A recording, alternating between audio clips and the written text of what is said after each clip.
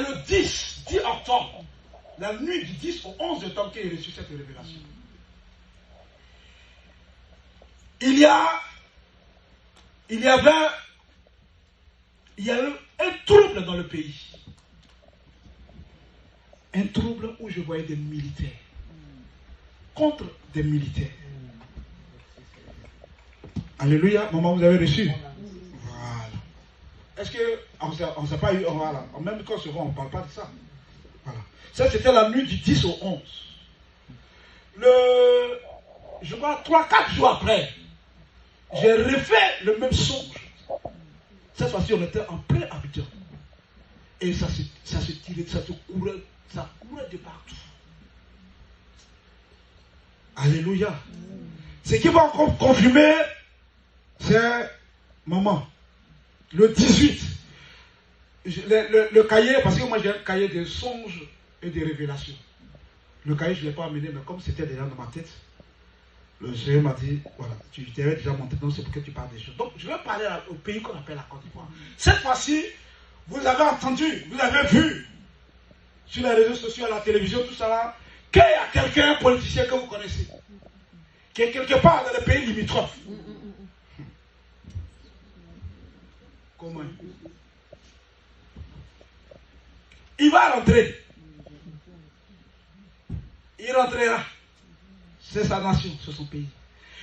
Mais de quelle manière il va rentrer?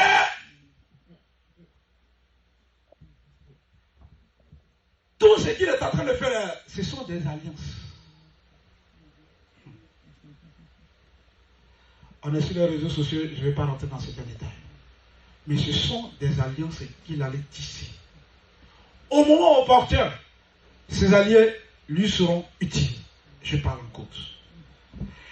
Et au niveau d'Abidjan, voici les quartiers qui sont réellement concernés. Ça sera Yopougon et Abobo.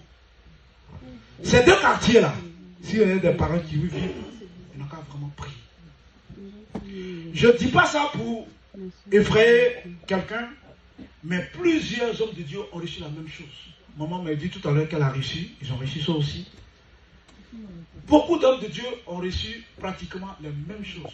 Moi, quand je ne reçois rien, je ne dis rien, je ferme ma bouche.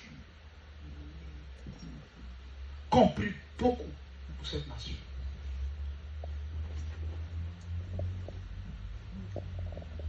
Alléluia. Amen. Il rentrera. Mais de quelle façon? Je le sais. Peut-être que vous le savez aussi. Mais comme on nous regarde, je ne vais pas rentrer dans ces détails. Mais c'était des militaires contre des militaires. Et après, quand tout cela s'est un peu calmé, et puis on a vu maintenant le monsieur rentré. C'était clair et c'était net. La confirmation aussi est venue aussi de comme quelqu'un qui a les yeux ouverts comme ça. Et puis le schéma se dessine. Il y a beaucoup de détails dans lesquels je ne vais pas rentrer.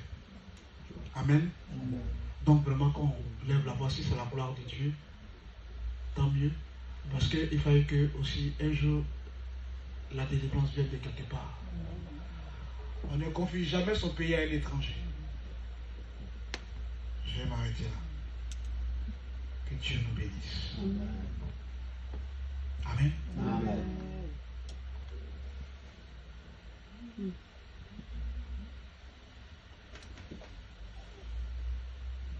Ok, c'est bon. Je veux, avant de donner la parole à l'homme de Dieu, je sais que peut-être certainement il a quelque chose à dire, de Dieu, il n'a rien à dire. C'est, oui, maman, tu veux dire quelque chose, faut quand même.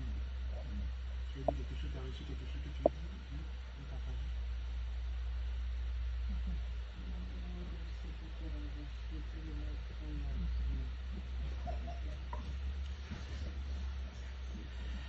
Soyez tous bénis, vraiment. Mon cœur est dans la joie que vous soyez venus vraiment nous soutenir.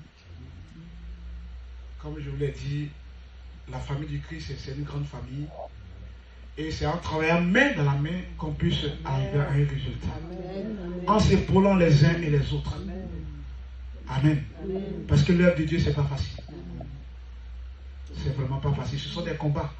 Parce que ces vies-là, pour lesquelles nous prions, l'autre monsieur-là, il nous attaque aussi.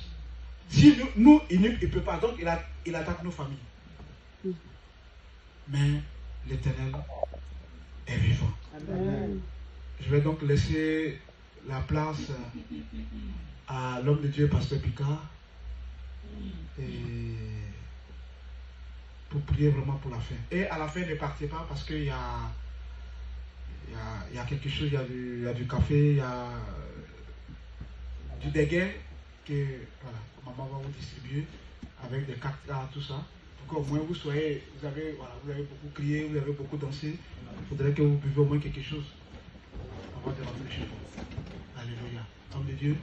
Voilà. Comme il y a certains qui vont au travail, donc je préfère qu'on arrête parce que voilà.